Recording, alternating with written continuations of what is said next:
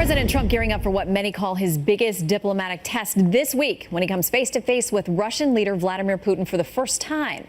The president leaving for Europe today ahead of the G20 summit. The two leaders will likely discuss the North Korean threat as it grows, but there are questions of what effect the ongoing Russia probes will have on their meeting. Marc Thiessen is a fellow at the American Enterprise Institute, a columnist for the Washington Post and a Fox News contributor. Marc, good to see you today.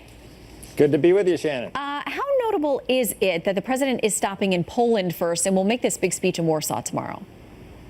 Oh, I think it's very big. I mean, Poland is probably the most anti-Russia country in Europe. It's a symbol that he's standing with our Eastern European allies against the Russian threat. Poland, he's going to praise Poland for being one of 4 countries in Europe, NATO allies in Europe, that is paying its full share in NATO. He's going to conclude a big natural gas deal, and he's going to get an earful from the Polish people. In addition to being welcomed, he's going to get an earful from Polish leaders about Russia's aggressive behavior. So I think it's the perfect setup for his meeting with Vladimir Putin, both because he's making a clear statement before he meets with Putin that he stands with our NATO allies in Eastern Europe, but also he's going to get a full briefing on how bad Russia's behavior is in that part of the world. And as he heads into that meeting later in the week with Putin, Governor Huckabee was on last hour talking about the things that we do have in common with Russia.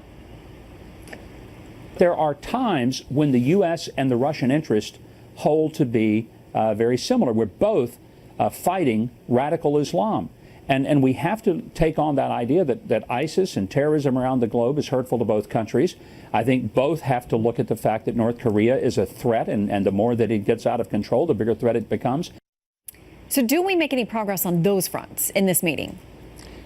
Well, probably not on ISIS, because Russia is in the Middle East not to defeat ISIS. They're in the Middle East to help Iran and Syria. And if you look at the Trump administration's actions, it's not been exactly what Russia has wanted, because our interests are very divergent. I mean, think about what's happened since President Trump came into office. He's bombed Syria, which is Putin's great ally in the Middle East. He's shot down Syrian warplanes, and his administration has blamed Russia for Syria's use of chemical weapons. He's also accused them, his administration has accused them of arming the Taliban.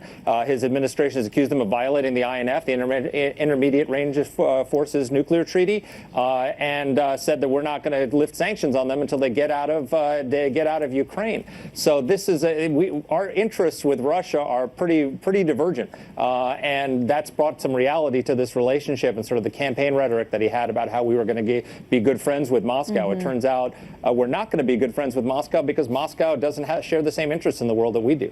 Well, and those things that you just cataloged there fly in the face of those who would say that there's some cozy, inappropriate relationship, or they question that between these two. So they've got plenty to talk about. Sure. In the meantime, a lot of folks want to know whether the president will bring up their interference in our presidential election. Adam Schiff, the ranking Democrat on the House Intelligence Committee that's investigating this, he says this: if he doesn't have the courage to raise the issue, Putin will conclude he can walk over our affairs and the president won't object. That would be a big mistake.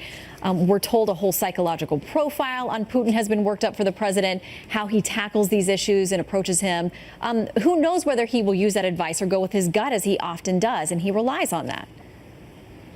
Yeah, I don't know what he's going to do, but I think that the policies that I just outlined, we're basically in a new Cold War with Moscow. Donald Trump himself has said that the relations are the worst with Russia they've ever been since the Cold War, and that's really the best defense he has against against the allegations of Russia collusion. Because if the Russians were trying to elect a pro-Putin puppet to the White House, it really backfired on them, because Donald Trump has not been a Putin puppet. He's been the exact opposite, and his best defense against the charges of collusion have been, look at my policies. I'm the toughest president on Moscow since Ronald Reagan.